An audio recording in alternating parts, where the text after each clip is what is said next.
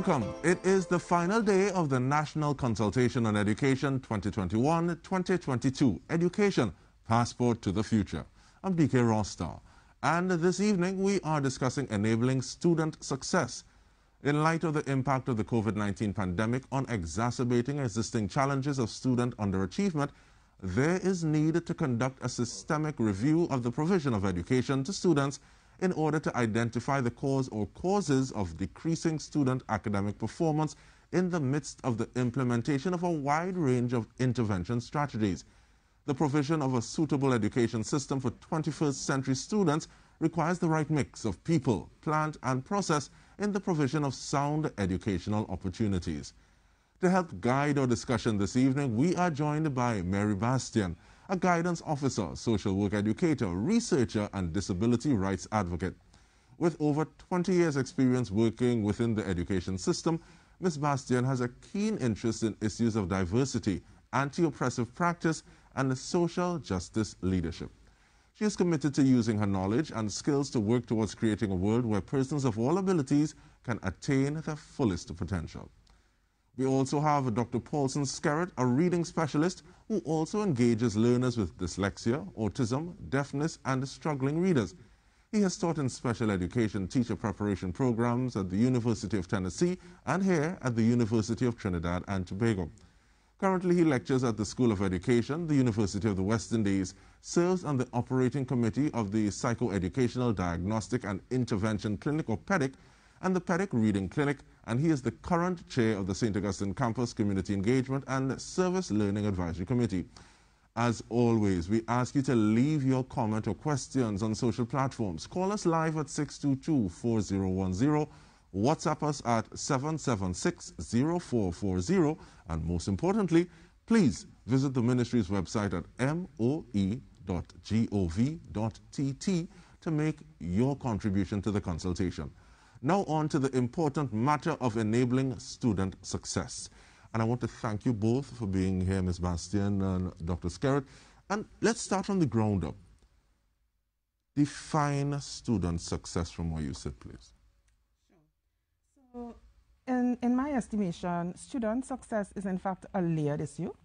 And because it is layered, I believe that it is a feature of, first of all, the potential of any student, coupled with their own access to quality education, throwing in their socio-cultural and socio-economic realities, all pulled together to be able to allow them to attain to their fullest potential. Thank you so much. And I ask you for yours, Dr. Skerritt. Yeah, for me, the purpose of real education has to be twofold. One, students need to be prepared to be able to make a living, so the economic factor, but they also need to be able to live.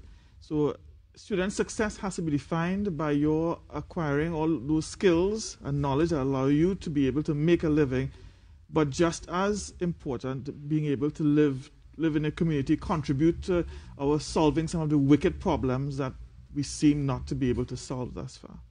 And I want to throw this out to either of you, possibly one and then one.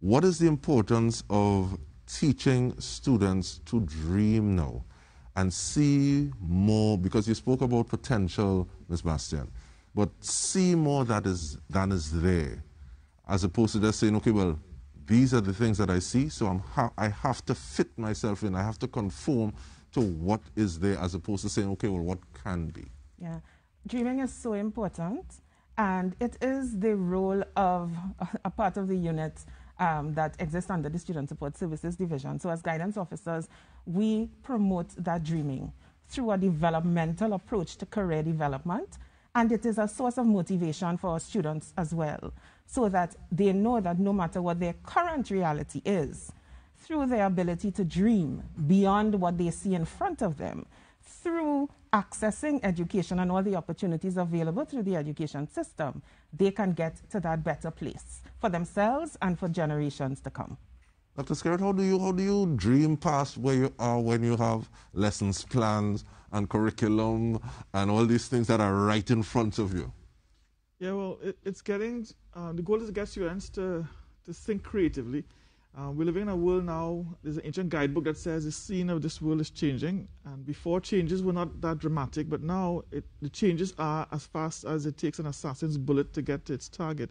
So if we don't start dreaming, we're not going to be flexible enough to adapt to those changes, and we'll end up either getting stuck in a routine or be left behind. So that's a critical factor, getting students to think creatively, see things differently, and not get stuck in the way we have learned and performed in the past.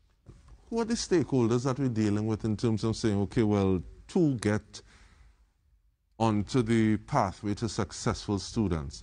Because when I asked each of you before we started, your constituency, as it were, I realized it was a lot more expansive than originally I thought. So you're dealing with more than students, you're dealing with more than students. Who are some of these people that play this key role or key roles in towards fostering creatives or successful students, Dr. Skerritt? Well, I think throughout the consultations, there's been a thread going through that it's not just the teachers, it's not just the administration, the Ministry of Education, but it's the students, it's the parents, it's the community.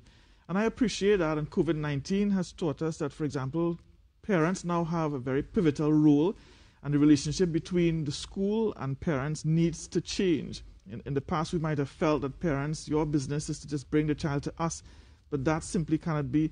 The empowering of parents is very important to ensure that they can support their students' learning. So it's really all of those parties that we've been talking about collaboration going on.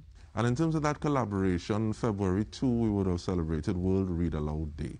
And that showed the importance of partnership and having different people come together for a common goal. And I want you to take me through that a little bit, please, because in some of those points that I would have heard you raise, I think they're applicable to what it is we're dealing with now.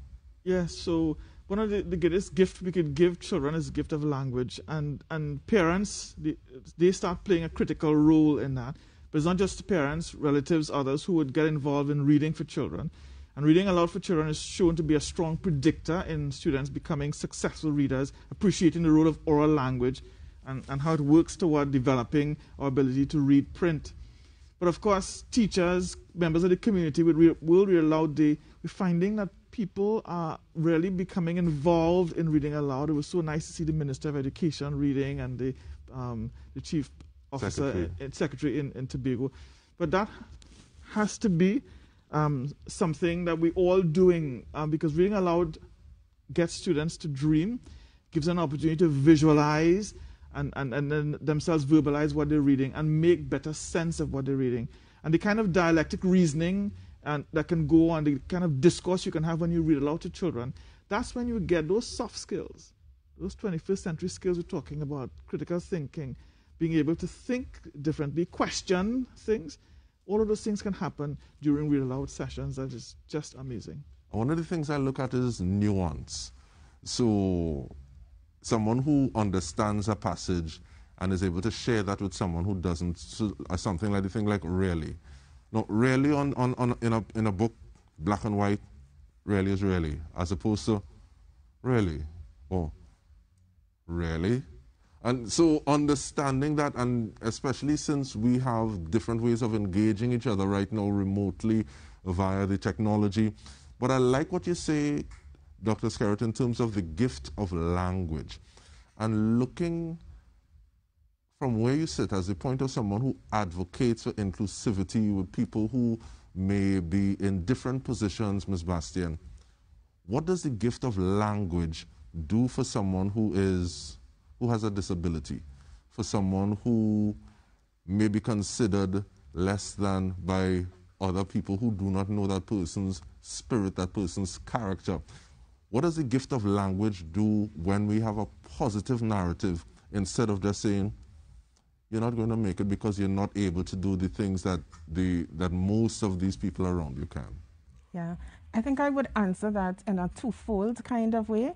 When I think of language, I think of us seeing all students as literate beings, first of all, and even the profoundly disabled child who may be nonverbal, to recognize, I'm not a reading specialist, but to recognize that they too are literate beings, maybe at the point of just gestures, but they are communicating. and to recognize that and to create the space for their voice, quote unquote, to be heard. And that is important across the education system, which brings me to the second point about language and the importance of, beyond the language itself and the technical natures therein, to allow students to have a voice within the education system, within the classroom, to speak their truth. And it's only when they speak their truth, then we can understand their context and thereby organize our interventions or the curriculum delivery, differentiate our lessons, etc., to meet them where they are at. So language is critical in all aspects of that concept. And I see you nodding, Dr. Skerrett. What are your thoughts on that? Well, as you know, I work with the deaf, and that has been a pet peeve of mine. For deaf children, the gift of language is particularly important for them because most deaf children are born in homes where their parents are not deaf. That means they're not exposed to a native sign language in the home. And oftentimes when they come into the school, for them to succeed, they need to have, for example, teachers who can sign. They need to have qualified interpreters who can communicate with them well. But very importantly, their parents need to learn to sign because that exposure, that immersion in that language is what is going to allow them to have a first language. And now there are many things about that first language they can transfer to learning to read and write in a second language. And then you talked about the issue. We live in Trinidad and Tobago where we speak our Trinidad English Creole, a beautiful, fully developed, complex language. Oftentimes our students are seen as not successful because they speak the Creole. And sometimes because we don't understand how the Creole works and how we can help students to develop, look, you need to learn to speak, read and write in standard English. But you have a beautiful language, respect it. How can I help you to develop what is called meta-linguistic awareness? That ability, I understand this is my language, I speak it, but I need to read and write differently because the language of text, the language of education is the standard English. And teachers need to appreciate that they need to respect the language of our Creole speaking students in school, and to make sure that they succeed, they need to help them be able to go back and forth and to use the affordances of that first language to become proficient in speaking, reading and writing in English. And I like the way you talk about being proficient and then also understanding context. So in this space, for this sort of implementation, this is the type that I would need to use. Because sometimes you have someone who, they're thrust into a position, they're thrust into a situation, and they say, okay, well, I need to speak properly. So you have somebody, I remember there was a bit of conflict with their supervisor, and they say, no, sir, I was here at 5 o'clock on the date, because that is what people, trainers go and play in, this kind of way. So in terms of understanding context and then being comfortable within yourself that you're able to move from one to the other. What did you call it, Dr. Skerrett? Meta-linguistic awareness. Look at thing. But fostering that kind of, and I used the term yesterday, fertile soil, to have this successful student be developed. I like the fact that you spoke about creating environments that allow for immersion. And once again, I want to get to the household, and as the guidance officer, what are some of the ways that you try to change mindsets, hearts, minds within the home so that you can actually have some of this done? But I'll ask you that question. We do it after the break. Stay with us. We return with more.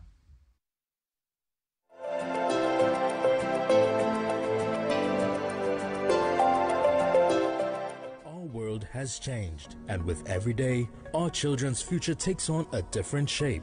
How do we prepare them for a future that is uncertain?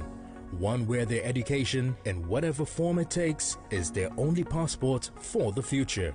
This is the focus of the National Education Policy for the period 2022 to 2027. We all have a stake in our children's tomorrow, so we must all have a voice today. The Ministry of Education began this conversation with the nation in November 2020, when we said it takes a village. We listened to you, the members of the village, and drafted 8 areas of focus for education for the next 5 years.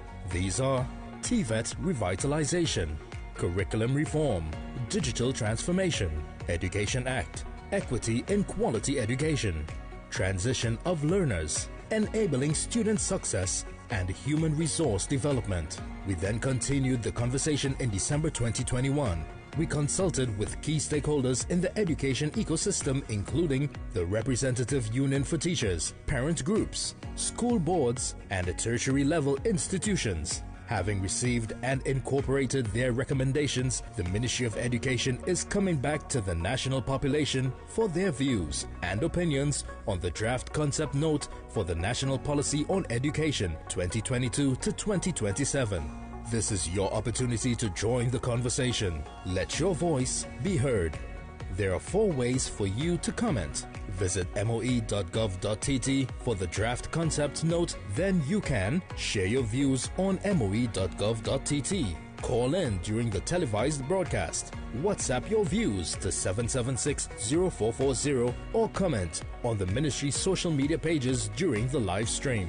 Visit the Ministry of Education social media pages for further details. Education is a passport for the future, and share your views and help our children take flight. The following feature on TNT Icons in Science is brought to you by Nehurst. Which TNT aeronautical engineer and inventor designed military aircraft that gave the Allied forces air superiority in World War II?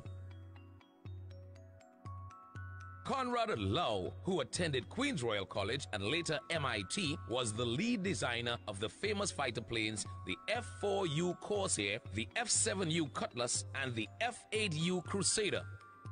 To learn more on Conrad Lowe and other local icons, log on to www.nehurst.gov.tt.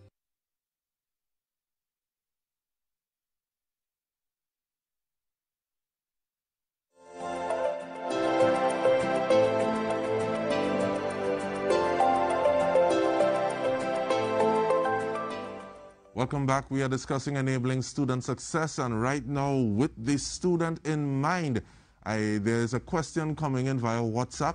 As a parent of a child with autism, my experience is that my child learns faster through songs. Do you think our education system is exploring this type of medium for learning? And I'm wondering who will take that one. Yeah, well, definitely. In fact, more and more in recent times, VAPA, we've come to appreciate the role of VAPA in learning. And I think, like, for example, at the University of the West Indies now, at the School of Education, there's a big emphasis on preparing students in the area of VAPA. But all teachers, even though those secondary school teachers would specialize in the VAPA areas, I know that in the primary school system, part of the training is that all primary school teachers are supposed to take courses in the use of song, drama, physical education, and not just see those things in silo, but how they support the learning of students. So the parent is absolutely right, and teachers need to be very conscientious in their unit plans and lesson design, that they find ways to infuse and use the affordances of all of those areas to support the teaching and learning in the classroom. I remember, and this takes me back to primary school, we would huddle around and there was a radio program that would come on, and I still remember them talking about carbohydrates, and there's a song that rice and roti will make you go, but let's not go quite there.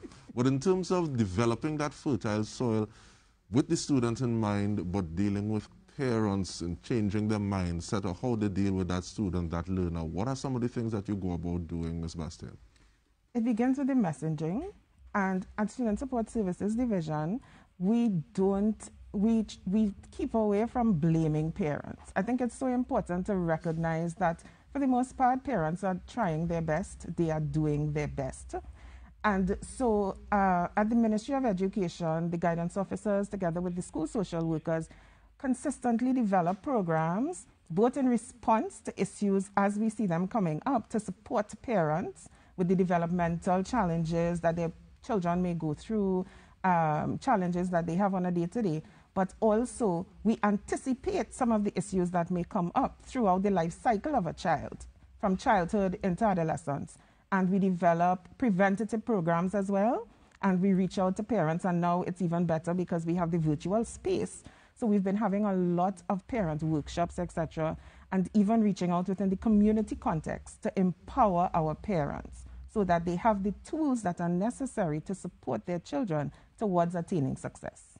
Are there common factors or trends, or traits you see someone reaching out to you as a guidance officer or someone reaching out to you as PEDIC wanting to do the best for their child? What are some of those things that they're almost the hallmark or traits of some of these people?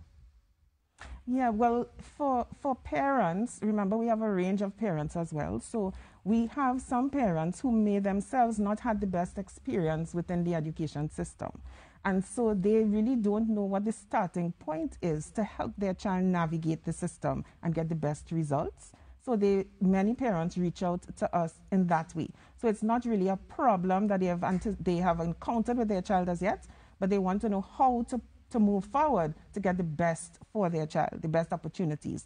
And then, of course, we have a number of parents who reach out to us when their students are exhibiting behavioral challenges. And so at SSSD, we have psychologists, the guidance officers, the school social workers working together in a multi-tiered system to offer different levels of intervention to support both the child and to equip the parent with the strategies that they can use in tandem with the professionals to get the best results. Thank you so much. And people going, we supposed to be bright, bright, bright. Will I look like as though I'm less than if I come to seek help? What are some of those things that people have to basically kind of battle with to get to the system, well, to get to you? Well, first of all, you mentioned PEDIC, so you might be wondering what that is. So PEDIC is a psychoeducational diagnostic and intervention clinic that we have. And many parents who realize that their students are struggling, they can walk in and request a psycho evaluation where we have trained, very qualified, some of the best clinical psychologists who will provide them with an assessment and diagnosis of the challenges their students, the children might be having. There's also a referral system so that teachers who may be faced in the classroom and noticing that these students are struggling, they can use the referral system. They may send that to student support services, or they might advise a parent to seek the services of PEDIC. But many parents are interested. They want to know, what can I do to help my child? And so they reach out to us. And it's not a label of failure, because there's so many things that intersect to create challenges for learners.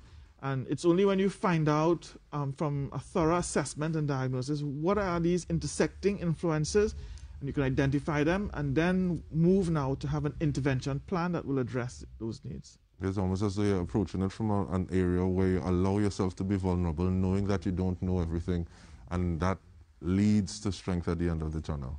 Yes. But looking at pros and cons, though, of a student intervention and achievement policy, this would be one aimed at supporting learners at risk of underachievement or identified as underachieving. What are some of those things that come to the fore when you think of work towards that end? Two things. First of all, having a clear definition as to when we say underachievement or students underachieving, what does that look like? Important because for me, underachievement or a student underachieving, we have to remember that's a behavior. And many times it's specific to particular areas and not overall to all the academic areas or cognitive areas of this child's development. And to be able to identify that, we must have the data so that when we look at policy, as we develop and design these policies, we have to be clear as to how are we setting indicators for these words that we use, success, achievement, etc., and then set up monitoring and evaluation systems that work and that we can commit to consistently so that we can track students' performance, success, what is not working over time. That must be built into the policy together with all other recommendations. Otherwise, we will try different things in an ad hoc way and find that we're not moving the way we want to move. And with that, I want to ask you, Dr. Scarrett, one of the things that we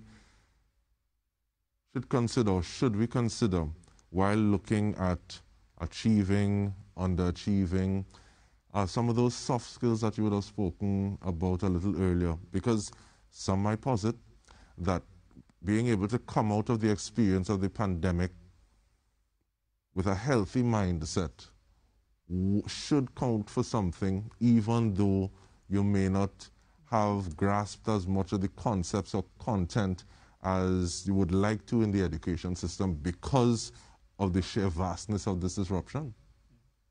So one can never discredit that we have to learn the skills, we have to acquire the knowledge, because if I don't know, then I'm stuck. But at the same time, I can know a lot and I can have all the skills, but if those soft skills, if I'm my intrapersonal skills, interpersonal skills, my ability to think critically and analyze things, like, this all the challenges we had with vaccination and all those other things, if I'm not succeeding with that, then I'm still going to be a failure. And just to add to the point that Bastian was making, we need to have a policy, because there are different orientations people can take toward intervention. So, for example, a lot of times with regard to intervention, people use the itinerant model. It's very popular in deaf education. When I taught in the United States, so we had the itinerant deaf teacher. But I think in Trinidad and Tobago, in our context, that model, I'm going to say this carefully, is not working. And it's frustrating the very skilled and competent people who are trying to provide this service. It's affecting their self-efficacy, and it's not delivering to our students what they need. So any model that's going to work, the policy has to drive that providing the school with the support that they need. And in many of those other systems that we tend to want to compare to Trinidad, what obtains is that they have the same sets of problems we have, but the school provides that compensation. When things are missing, low SES, issues in the family, issues in society, the school compensates for it. So the support system, the policy has to drive that support is provided at the school. Give the school the resources they need, all the special educators, guidance counselors, social worker, so that we can have the students succeed. So I get it from both of you all that such a policy is needed. We're going to look at what a policy might look like when we return from this break. Stay with us. We come back with more.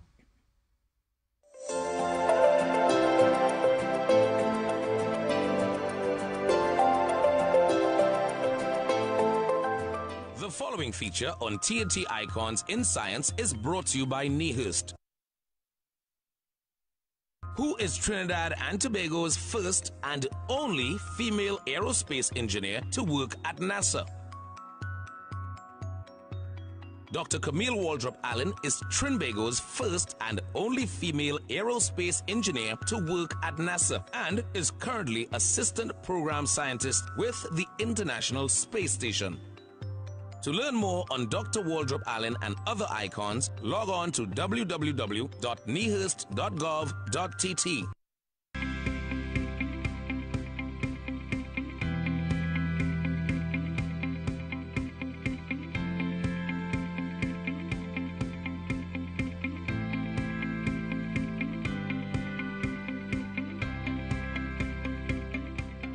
The turning of the sod for the construction of these two buildings occurred at the 60th anniversary of Hillview College, and on August 12, 2020, it was completed. The buildings will be used for the sixth form students as well as counseling area, which we know is quite needed right now in our schools. It will also serve as a teaching and learning resource center and a lecture theatre. I know that the principal, students and staff are looking forward to the use of the buildings whenever some sort of normalcy in children attending schools will return. On behalf of the Presbyterian Church of Trinidad and Tobago and the Presbyterian Primary Schools Board of Education, I thank the government and the Ministry of Education for the completion of the rebuilding of this school. The project started about 7 years ago, and despite many challenges along the way, it has come to fruition. It has been a stressful time for the principal and staff, parents and students, during which they endured a fire that destroyed the administrative block, and classes were held in termite-ridden and less than acceptable classroom. The school's enrollment also dropped from 475 at the time when reconstruction started to 315 today.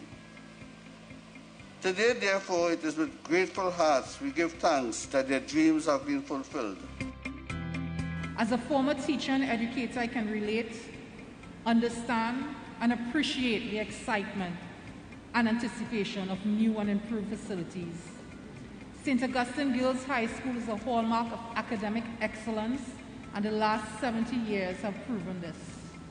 I want to mention the role of the government in apportioning funding for education. I think it is extremely important to recognize that these are difficult times, and for funding to be able to be applied to these projects, it means that it is definitely a priority. This commissioning is very timely, and we've been at this for the last 2 weeks, doing 8 schools. Some new constructions, some like Hillview today, significant portions of the school have been added.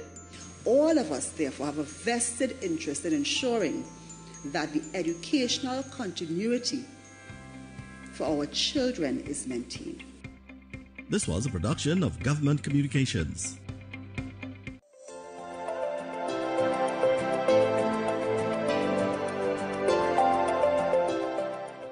Welcome back to the National Consultation on Education. We are looking at enabling student success. We're doing this with Dr. Paulson Skerritt and Ms. Mary Bastian. Reminding you, you can be part of the conversation. Call us live at 622-4010. Send us a WhatsApp at 776-0440.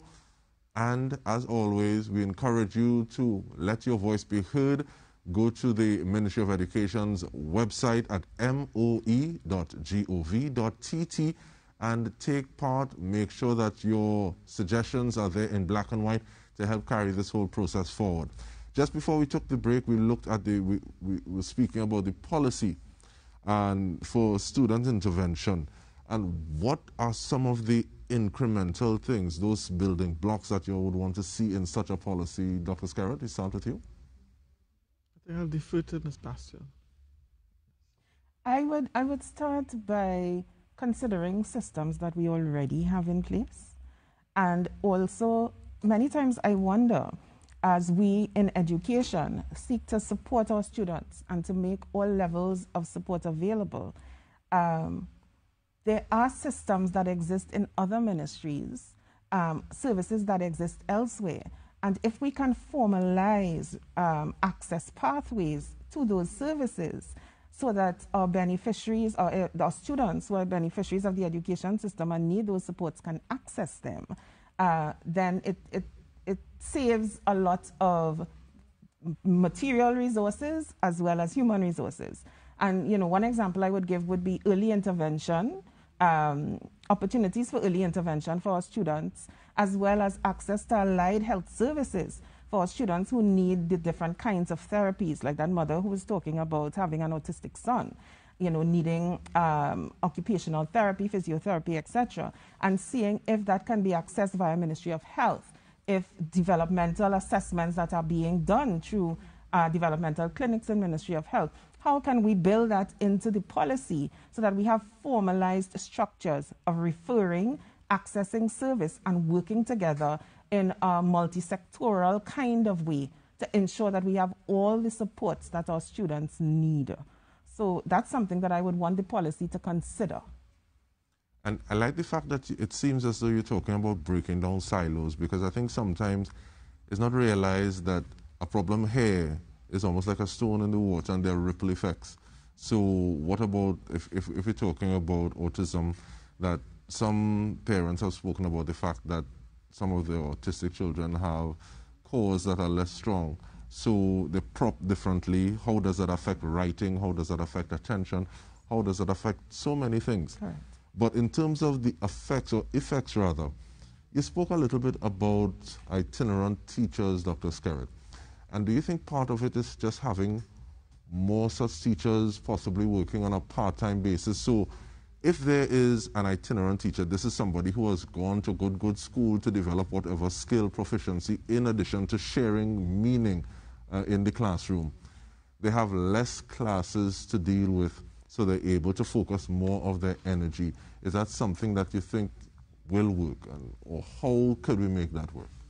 Yeah, so the thing is, we have more and more students who are not succeeding. So it means if you have more students to care for, if you have one teacher who's assigned 8, 9, 10 different schools, then when they get to those schools, they likely will not be able to provide intervention on an individualized basis. And of course, that doesn't always mean that you deal with individual students, but they could be in small groups, but you're caring for their individual needs within those groups. But if the teacher is coming and she has 9 schools to deal with, then obviously there's going to be large groups. She may only be able to work with the teachers only and not even provide direct intervention for the students. So while itinerant teachers sometimes, or the itinerant model, where you have a teacher visiting schools rather than being resident there, and all the other support staff resident in the school because the school is outfitted with the needed resources. Sometimes for economy purposes, that's the way we have to go. But it has to be done in a way where we can still provide the students with the individualized attention. And I wanted us to piggyback on the comments that Ms. Bastian made. Another concept we associate with policy is a matter of standards. And oftentimes with intervention, many people have different orientations, different perspectives, paradigms, or different things we want to call those things. And some people become polarized. They figure, I like this, and this could work. But with a policy, it ensures that evidence-based practice is what you're using for your intervention. And evidence-based is not a static concept because we're continuing to do research. That's why we have universities that are leading the way in finding out what works within schools. We have teachers who are involved in research, so they go into their classrooms and they do action research. And so evidence-based practice can change. And there are teachers who hold on to the past. I know this work with me, but it may not be working with the students you have now, the students who are coming from a particular area and coming into school with certain affordances or certain limitations. And a policy is supposed to ensure that we have standards when it comes to what obtains as interventions. And that seems to speak to professional learning, which is something that we will speak about a little later in the conversation. But how does a policy like this address the ecosystem of a student? Or how could it address the ecosystem of a student? Because a student may just be presenting with symptoms of something that is deep-rooted and pervasive within the entire situation that they're living in. And they're just coming to school and they're saying, okay, well, we need an intervention for this child. But how does that policy look beyond and see where that child is coming from and help to address situations like that? Yeah, I think the underlying philosophies that will guide the policy should speak to that. So if we're taking an ecological systems approach to the way in which we are building out our intervention, then inherent in that approach would be to understand that while we are focusing, our primary client is the student, we want to ensure that at every level we are supporting every stakeholder that will impact the positive outcome that we want for the student. And therefore, we can't work with the student alone. It must be built into the policy that levels of intervention must support not only the student, but all the stakeholders that come together, inclusive of the communities within which these students live. And we must never forget that while we are seeking to offer intervention to students, parents, etc., and we're building that into the policy, that we must also recognize the role of the state and the macro level kinds of intervention and reviews that are necessary as well, and those must find themselves also into the policy. So if you're looking to strengthen that chain, and we're not saying singling out any, actually we're going to single out a link a little bit. What would that policy do to help build the capacity in Student Support Services Division? Yeah, well, one of the things, and I'm going straight back to what Dr. Skerrett was talking about, it comes down to staffing in many instances, because we know that our student population is not homogeneous. And so even if we have 5 students who are presenting with behavioral challenges, because of the ecosystem issues behind or underlying those behavioral challenges, they may require different levels of support from one or more staff member within SSSD. And so staffing must be addressed. I know that, for so many years, the special education department within student support have been indicating that staffing must be addressed. All levels of special educators, all levels, and the support staff that would be necessary. Because if we think that student issues are not homogeneous, then we need to think about disability issues and how heterogeneous that is. And so staffing, I would say, must be priority. when it comes to enhancing the work with student support services, but just to indicate that the model that student support services works on, that multidisciplinary approach, once it's properly staffed, it's an excellent approach and it will bear good fruit. I love the way it seems as though you had that qualifier in parenthesis, once it is properly staffed. But preventing truancy, dropout, encouraging individuals to be in the system so that the system can work for them. What are some of those things you think would go a far way in helping that happen? So, Ms. Bastian mentioned early intervention. That is critical. If you take a child and drop them in the ocean, you wait till they're drowning and they've gotten a good way down, getting them to come back up is going to be difficult. So wait until secondary school to bring systems to address truancy, to address dropout, to address failure is not going to work. In order to ensure students succeed, early intervention is critical. One area I'd just like to touch on has to do, for example, with deaf students.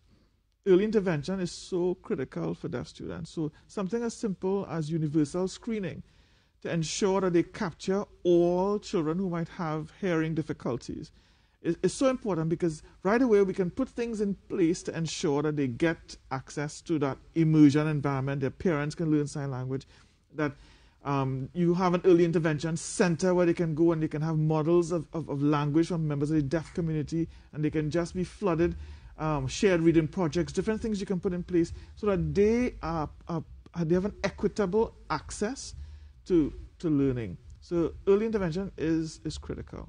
And I'm imagining, as you're saying this, Dr. Skerritt, two sides or two juxtaposing two realities or possibilities. One, where it's not even as though the parent, the guardian, the teacher needs to wonder that, but screenings are happening so that you have that early intervention, as opposed to a child who has hearing difficulty and you have a parent or a teacher just thinking, that child don't listen. And how they actually treat that child, as opposed to saying, okay, well, there's a disability, there's an issue, this child needs help. But we continue with more.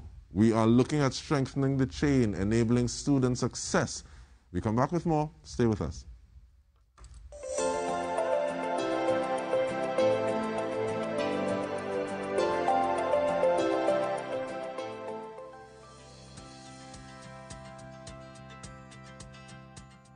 On Thursday, 1st July 2021, Dr. the Honorable Nyan Gatsby Dolly, Minister of Education, visited the Tranquility Government Primary School to ensure that all was ready for the 2021 secondary entrance assessment. 19,651 students nationwide wrote the examination under strict COVID-19 health protocols. Schools are in a full state of preparedness for the exam. The children are out. They have all of their protocols in place for entry in terms of health and safety. The spacing in terms of how they've laid out the desks and the chairs, that is in order and in line with the health regulations. The children seem to be quite excited and happy to be out today to do their examination, the parents as well. And so, of course, we at the ministry are very happy to be able to have this exam happen today. It's been an uncertain time for our students. They have not been in school since March of 2020, and so we are very happy to be able to do that. I want to thank the staff at the ministry.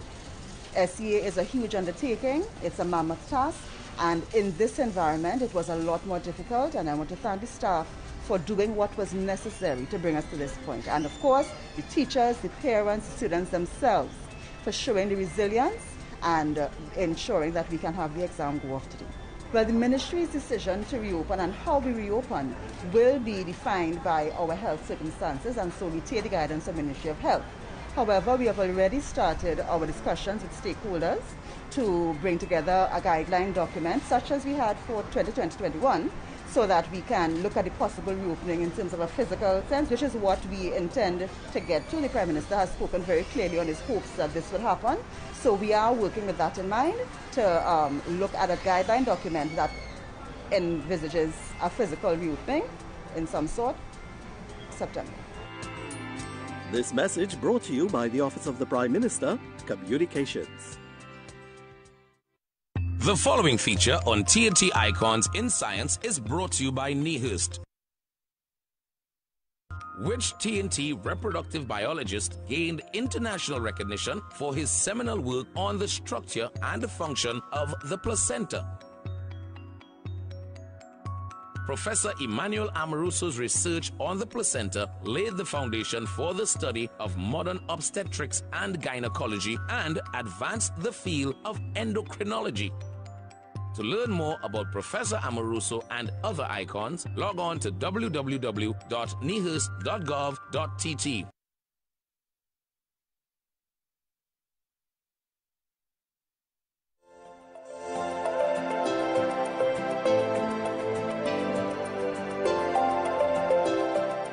Welcome back. We are discussing enabling a successful student. We're doing so with Dr. Skerritt and Ms. Bastian.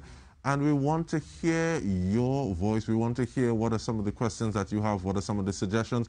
And once again, going back to the parent with the child who is autistic, we were talking about, one, a system is needed. Two, some of the things you'd like to see in that policy. But it is all well and good to have a policy. But what are some of those things that are needed to ensure that, okay, well, these things are established and we start to use them?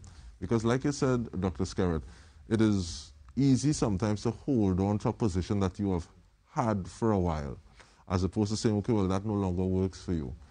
So how do we start the ball rolling, get to the tipping point and say, okay, well, when we have the policy, these are some of the things that we need to establish it and make sure that it is used? So this solution has to be continuous professional learning, and there are two aspects to that. Something I tell all my students at the university, they often complain I have them reading too much. That man does have us reading. But there's something about that. So teachers have to take your own responsibility as professionals, because teachers are professionals, to continue doing the research. So in all my courses, I require students to be going on the library's database and downloading the latest research and finding that evidence base to support anything I'm saying and anything that they need to be taking into their classrooms. And I tell them about my own experience when I was doing my bachelor's.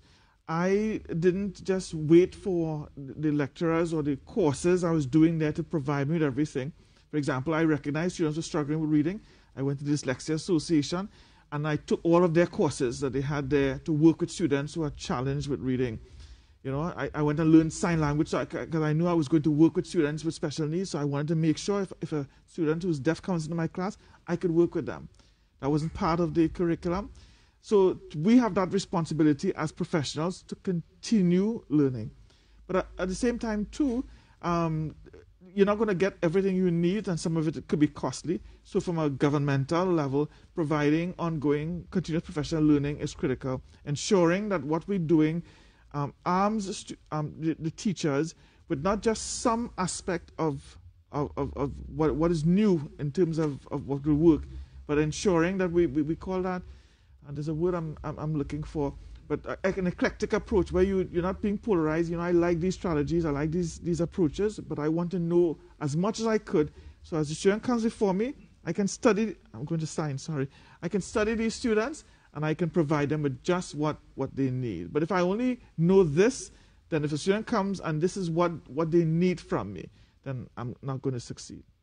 And in terms of saying, okay, well, yes, initiative is one thing, but is there a space you see for turning anecdotal experiences into academic knowledge to help take it forward so it is more than cooler talk, is more than I just told my colleague and it may die on the vine there, but we can share experiences so that people who are facing a similar challenge can draw from that and say, okay, well, this worked for this person, they're able to cite the reference and use it towards their own ends. Yes. I know in addition to some of the recommendations that Professor Delisle would have made when he was here earlier in the consultation process, there's also the need for us to share those kinds of learnings through conferences, you know, across the education sector, coming out of the universities where research is being pushed, but also across schools, across school districts. So it's about considering indigenous kinds of initiatives that will serve the purpose of getting the action moving forward out of the policy document. Other than that, we have a policy document that is pretty, and it will sit there and not get actioned out. So it's about taking action within our own spaces and talking to each other and moving that information forward. Well, Ms. Bastian, that's all well and good, you know. But I have my children to deal with, I have the school children to deal with, and then I have these papers to correct. What you telling me about putting conference together? When are we doing that? No, I think it's an approach to the professional and the commitment of the professional, the teacher as a professional, that commitment. And so many of our teachers do have that commitment. We see them enrolling in courses, across universities.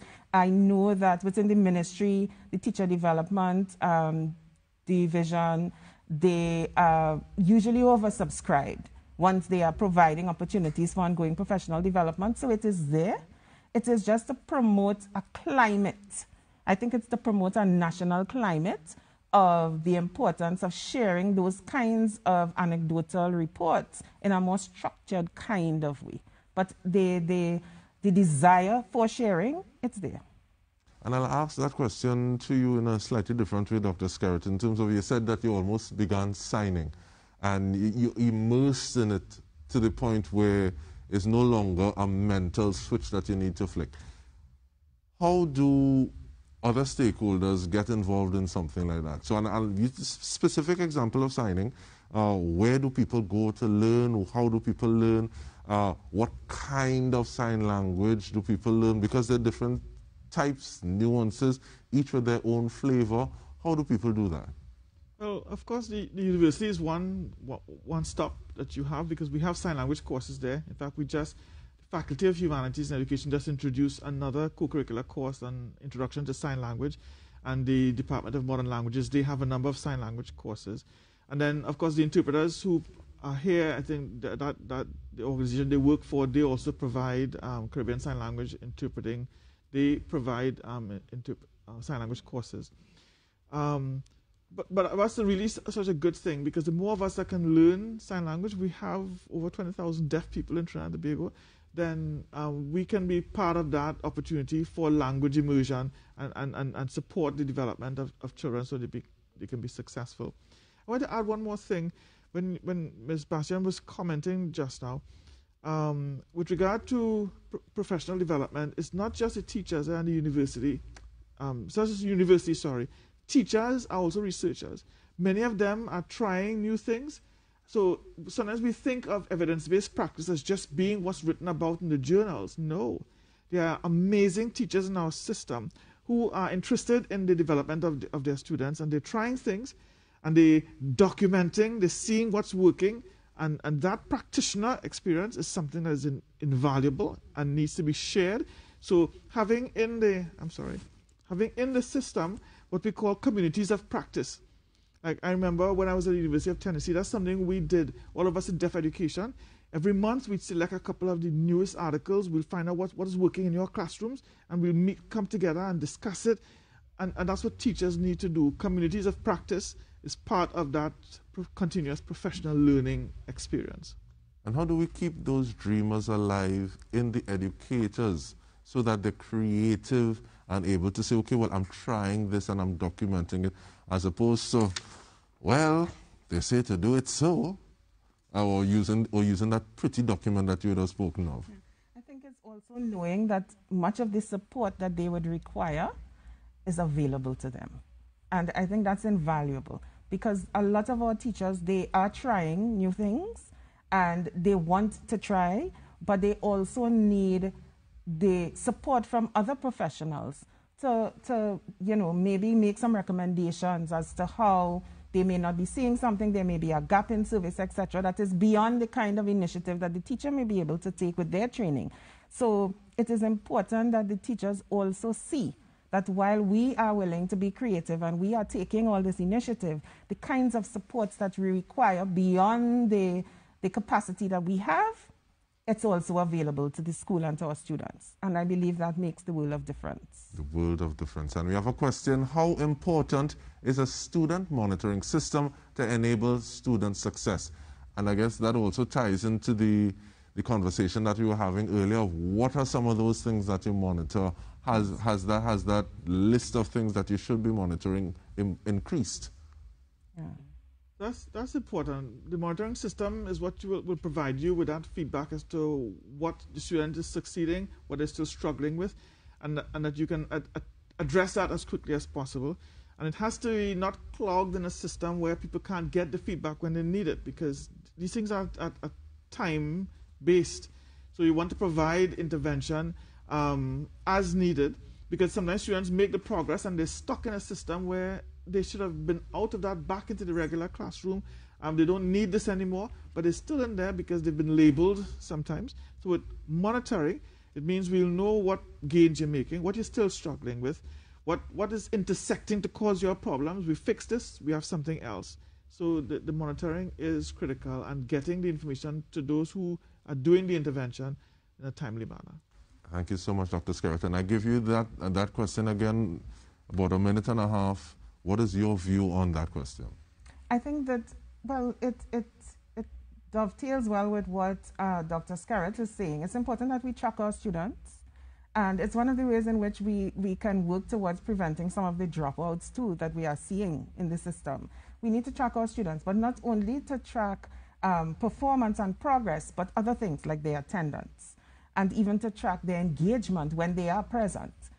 So we have to focus on designing these kinds of monitoring systems that would allow us to track our students from the ECCE level straight into the other levels of schooling. And in tracking our students, then we are able to have a time, something that is very responsive within the time frame that is necessary to intervene.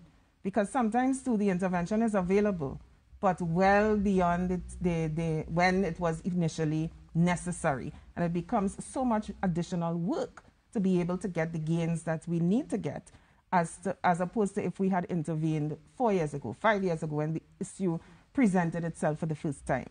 So I think it's critical to track our students, not only academic progress, but attendance, engagement, and other kinds of indicators. And this is something that I want to continue speaking about when we return, looking at how we can transition learners, also looking at it from a policy-driven approach. But we do that when we return. Stay with us.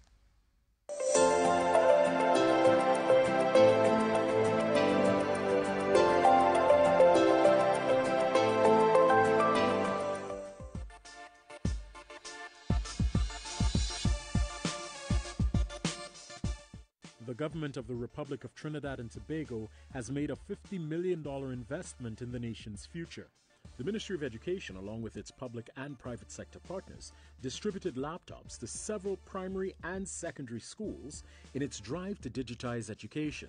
The first module in this digitization plan was the Adopt a School program, part of government's public-private sector partnership, contextualized by Minister in the Ministry of Education, the Honorable Lisa Morris-Julian. 11 months ago, Minister Dr. Dolly and I walked into the ministry, and she made magic happen.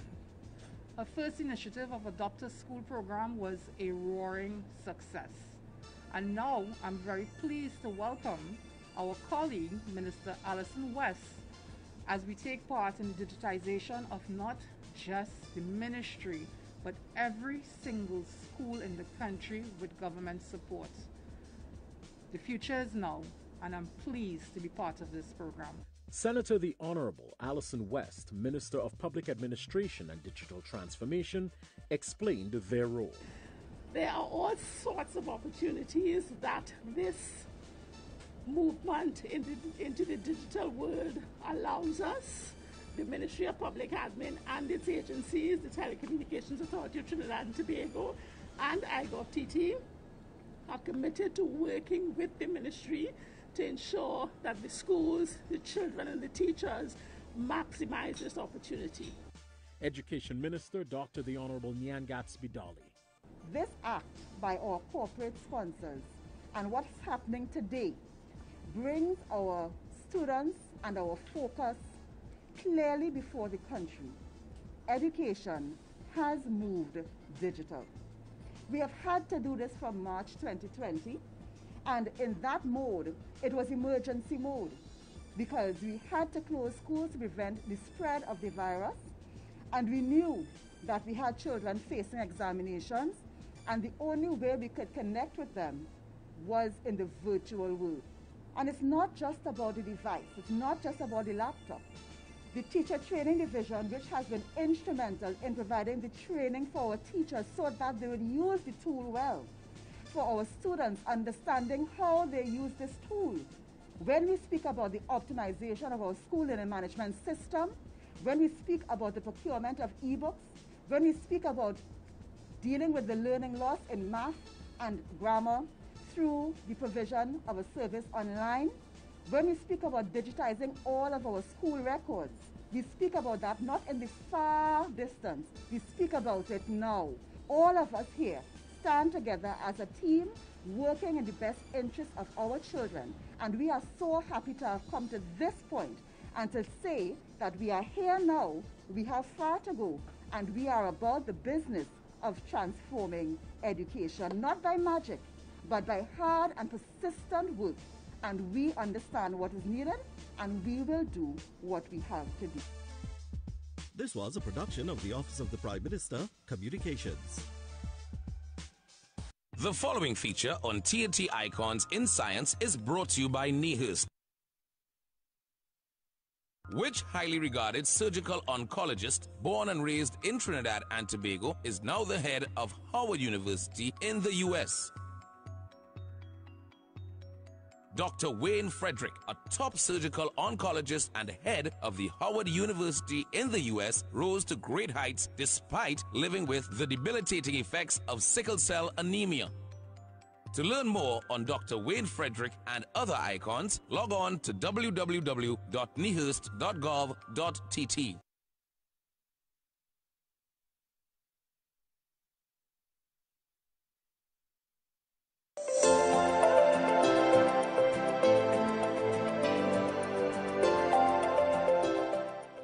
Welcome back. We are continuing to see how we can enable student success and the monitoring system that we were talking about. Where does that go? How far does it go? Especially if we're looking to build communities of practice so that we can build on each other's strengths. And if there are failures, those failures happen and are spread across the system so that those mistakes aren't necessarily repeated. What are some of those things that you'd want to see in that monitoring system? Well, if I could start digitizing the monitoring system to the extent possible, because I remember my first job in a primary school, I just wanted to teach. And I remember when people come in to collect data about this and about that, I used to get so mad. Don't come to my classroom. So digitizing that is important so that teachers need to focus on teaching and working with the students. And all the distractions, these things are important. The data is important, but find a way and digitize in such a way that parents can find out, you know, my child come to school, they get an email right away. The teacher don't have to go and call them and lose quality time, because time on task for teachers is very important to ensure that you have that classroom management going on, but ensure that students are immersed in learning and every minute is spent in quality engagement with your students. And sometimes you have this amount of time where you're building towards this moment that just sends that message home. And that is the moment for somebody coming in. And you can't do it the same way, because then the students see it coming from a mile away this time, as opposed to being there with you, being carried on that ride, on that journey. What are some of those things that you'd want to see in it, Ms. Bastian? I would want to see the use of the data that is collected in the school itself. So I find, you know, even with our staff, I was talking to my staff just last week about that. You know, we collect data and we send as a part of an accountability system. So we will send, you know, to head office, etc. But it is important that while we send this data, we also use that data as a part of the feedback loop that informs the work that we are doing in real time with our students as well. It's only when we do that kind of thing, then we can have the effective kinds of communities of practice that we are looking to promote best practices via, etc.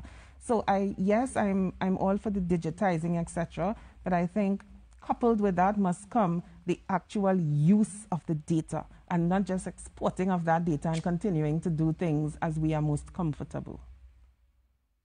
So take me through the process of getting the data, contextualizing it, and then using it, implementing, taking it forward. Who are some of the players in that in terms of the collection, the collation, saying, okay, well, these things are saying that possibly we should do this. So developing a policy or that set of steps towards it and then seeing that set of steps through. Well, the best way would be to have a multidisciplinary approach to that. Yeah, we can't expect that the teacher alone is the one collecting all of this data, analyzing all of this data, no. And then remember, everybody's coming with a particular lens based on your area of training. So we will benefit best if all the support systems that we have been talking about that we need our students to benefit from, if these professionals are able to extend their various professional lens into what is happening with these children that we are tracking, and then be able to collect these kinds of data, bring them together in a systematic way, do that analysis, and then provide that kind of feedback. Not only the teacher would be receiving the feedback and implementing it, but the other support professionals who are working with these students, supporting them, will also be using that data. So it calls for this multidisciplinary approach, and it goes back to issues of course, availability of the different levels of staffing, accessing external support that may already exist, etc. So that's the ideal circumstance, of course. And what kind of time frame are we looking at? Because Dr. Skerritt, I would hate for a lovely crafted answer or way of dealing, having an intervention be dropped into my lap for a student who was in my class last year. Yes, you're right. The timing is important. And that's why I think for teachers, teacher education is important. And in teacher education, courses and assessment. So while Ms. Bastian mentioned, we'll have, for example, the clinical psychologist, you'll have the guidance counselor, the educational psychologist. Their role is becoming more and more critical. But teachers need to have a battery of assessment courses because they also need to understand that data to quickly identify what needs to be done, because they're the first port of call for working with the students. So it's important for all teacher education programs to have quality courses in assessment, being able to look at the data and know how to read that information and know what to do with it. And of course, when things are a little bit more challenged, then you quickly want to get that multidisciplinary team, either at the school level or outside in student support services, to bring all of those perspectives to working with a child. And in terms of striving for effectiveness, I'd like you both to put on your rose-tinted glasses or your rose-tinted lenses. And what are some of those factors that you say, okay, well, yes, this is here, in terms of checking off the list for a healthy school environment that would work towards enabling student success? Well, definitely. Safety, you know, recently we had in 2016 the PEARLS data on reading, and I was interested in the fact that bullying in school is one of the concepts or constructs associated with poor achievement in reading. So the safety of our schools is important, and of course even for males, sometimes when I was in school, they used to call me a walking dictionary, and I hated that. And people probably assume that you're less masculine because you loved reading. That hasn't changed. Young men don't want to be seen reading because there's this notion that, you know, you're not as masculine if you're spending all this time with books. So dealing with the matter of safe schools in terms of ensuring that there's no bullying of any kind, having teachers very quick to address that and working positively to ensure that we develop those skills in students, those soft skills. We're learning to respect each other, respect people's differences, I think those things are very, very important. And we remind you that you can send us questions or comments via WhatsApp 776-0440. Give us a call live to join the conversation at 622-4010. And we are here with a reading specialist and so much more, Dr. Paulson Skerritt, as well as guidance officer, and so much more, advocate for inclusivity and other things, Ms. Mary Bastian. And even before I throw that question to you with your rose-colored lenses on, we have a question via WhatsApp. To what extent will individual education plans contribute to enabling student success? Yes, I believe that IEPs are an essential part of the what is necessary to enable student success, especially because it is a part of that set of tools that would be used with our students who would have been identified as having specific issues, in many instances benefited from a psychoeducational assessment and other kinds of assessments with recommendations coming out, and having the benefit of different professionals being able to sit and develop these individual education plans, and of course then working towards implementing them. So I believe that IEPs are critical within these circumstances. I would also open to... Yeah, absolutely right. I remember when we started PEDIC, and even our vision of opening the reading clinic, one of the first things Professor Delisle worked on with us was to set up an individualized education plan, because that way you can identify all of the things that your students are struggling with, all their strengths, and now you can plan and then put the plan in place. Yeah. And it's not just a willy-willy. Yeah. There's a new word I learned the other day, something of the wisp. I'm not remembering it now. Will of the wisp. That, you know, you're not sure if you're going to actually reach this goal. Is it attainable? But with the IEP, your plans, you can check them off. If you accomplished this, and you can see the child succeeding because you're following that plan. And what you're saying, and a WhatsApp question, I think they're also tied together. You said of your initiative, there were these modular courses, short courses that you went, and they helped build your capacity for people, individuals that you knew that you were going to engage with. We have a question: has our education system transitioned to a modular and more authentic approach to teaching, learning, and assessment? What are your thoughts on that? I'm not sure I understand the question. So in terms of that, and possibly is it that they're also asking whether or not we should, and those courses that you would have done for, say, okay, we're dealing with somebody with dyslexia, dealing with somebody who has another issue, dealing with someone who is hearing impaired. Possibly they're asking, and I say possibly because I don't want necessarily to put words in their mouth. In terms of designing a plan, is it that we are able to say, okay, well, these are the things that we want to tackle, these are the things that we want to encompass in what it is we're doing, so we're working towards that? I'm thinking modular and authentic seem to be juxtaposed, because when I'm teaching, I like a thematic approach. I'm not into being modular, because that allows me to make a lot of connections to real life and application. So authentic learning, yes. Authentic assessment, you know, your continuous assessment and your formative assessment, that allows you to really see our students applying what they learn. Can they make, you know, applications to real life? That is important. But to be modular means that I could be taking, you know, your science, and for example, we talk about STEM education, where they're trying to connect science, technology, math, etc. That's the way to go. And same thing with reading. I can bring the science, bring the social studies, and that allows me to have the students experience authentic learning, where they're not just learning skills that will allow them to make a living, but more importantly, I think they learn how to live. They learn all those important interpersonal, intrapersonal, all those problem solving, creative thinking, and dealing with personalities and feelings, and wow. So authentic, I'm not too sure about the modular part.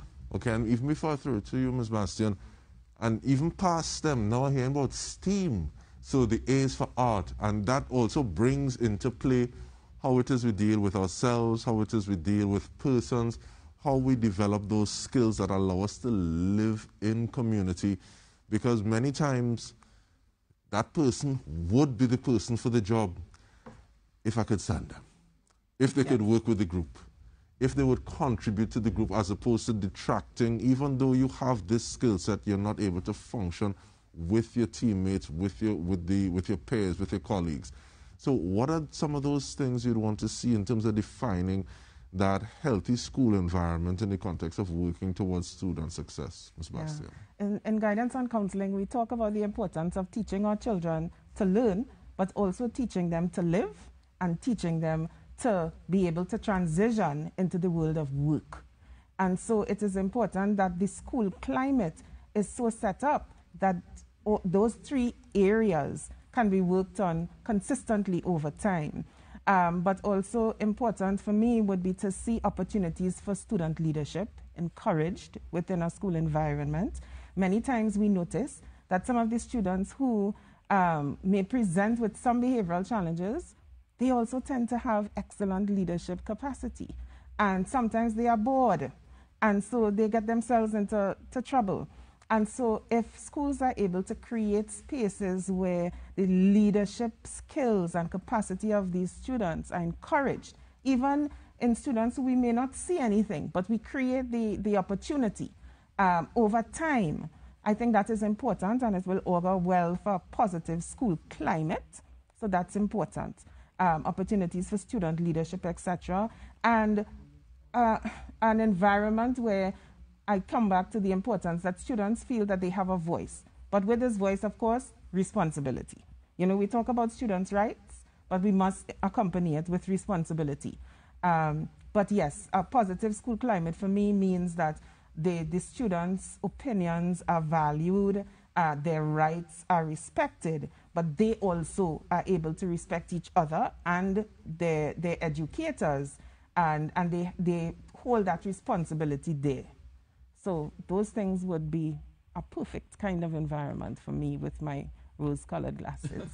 And I smile in one of the things you're saying, and I'm remembering a former principal recounting in terms along those lines of looking at the seed and seeing the fruit. So even past the tree is already bearing, and having a large amount of the cohort of prefects and students, individuals in authority, those who otherwise left to their own devices might be involved in less than ideal circumstances. I mean, part of it is that they already know a lot of the tricks and they're able to nip it in the bud.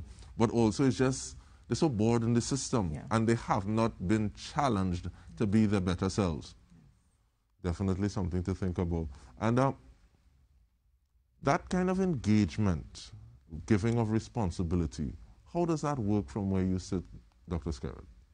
Well, students, oftentimes when we used to define student success, we thought of it in terms of grades, we thought of it in terms of a number of things that didn't involve the voice of the student. What do even students perceive is my end goal? How do I know I'm successful? And it's really important to empower our students to be able to determine what will make me successful, because they have their aspirations, they know where they're coming from. So I think that's a very important factor. And important too is the fact that we look at time, but at the same time we take our final break in this our final day. And when we return, we have closing arguments from both you, Ms. Bastian, and you, Dr. Skerritt. Stay with us.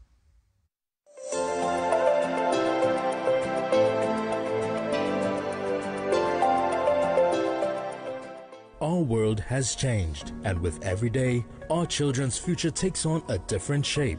How do we prepare them for a future that is uncertain? One where their education, in whatever form it takes, is their only passport for the future. This is the focus of the National Education Policy for the period 2022 to 2027. We all have a stake in our children's tomorrow, so we must all have a voice today. The Ministry of Education began this conversation with the nation in November 2020, when we said it takes a village. We listened to you, the members of the village, and drafted 8 areas of focus for education for the next 5 years. These are TVET revitalization, curriculum reform, digital transformation, Education Act, equity in quality education, transition of learners, enabling student success, and human resource development. We then continued the conversation in December 2021. We consulted with key stakeholders in the education ecosystem, including the Representative Union for Teachers, parent groups, school boards, and tertiary level institutions. Having received and incorporated their recommendations, the Ministry of Education is coming back to the national population for their views and opinions on the draft concept note for the National Policy on Education 2022 to 2027. This is your opportunity to join the conversation. Let your voice be heard. There are 4 ways for you to comment. Visit moe.gov.tt for the draft concept note. Then you can share your views on moe.gov.tt. Call in during the televised broadcast. WhatsApp your views to 776-0440 or comment on the Ministry's social media pages during the live stream. Visit the Ministry of Education social media pages for further details. Education is a passport for the future, and share your views and help our children take flight. The following feature on TNT Icons in Science is brought to you by Nehurst. Which TNT aeronautical engineer and inventor designed military aircraft that gave the Allied forces air superiority in World War II? Conrad Lowe, who attended Queen's Royal College and later MIT, was the lead designer of the famous fighter planes, the F-4U Corsair, the F-7U Cutlass, and the F-8U Crusader. To learn more on Conrad Lowe and other local icons, log on to www.nehurst.gov.tt.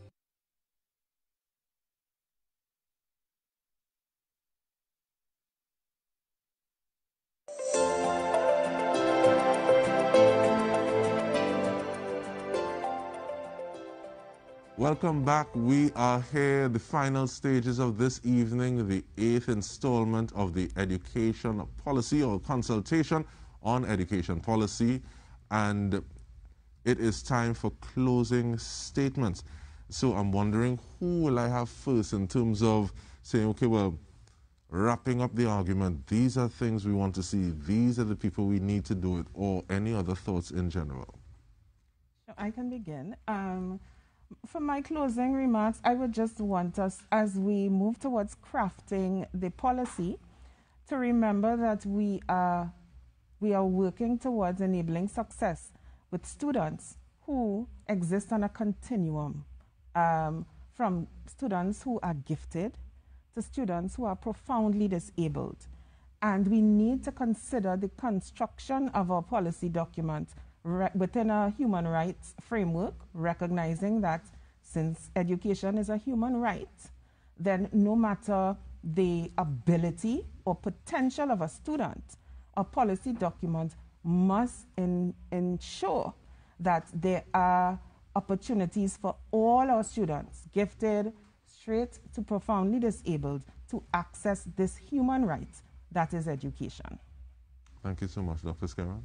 And I really want to emphasize the importance of our focusing on those 2 big goals. We need to provide our students with the knowledge and skills to make a living, but we're continuing to grapple with these wicked problems, and it's making life not worth living almost. We need to deal with that by getting our students to learn how to live, how to contribute to working with people, how to be good humans, so that we can make a difference in the world. And good teachers are able to do that while they're teaching the skills and the knowledge related to science and social studies, physics, etc., by making those real-world applications, by taking opportunities to get children to think and critically analyze things. They can develop all those soft skills that will truly lead to a successful student. And in terms of those successful students, when I ask the question, who do you cater to, who's your target grouping, and I realized that it was so much wider. How do people contact persons in your position, persons, guidance officers, or the SSD? SSSD, yes. So they can reach SSSD at 622-2181, extension 1035. extension 1036 straight to extension 1038.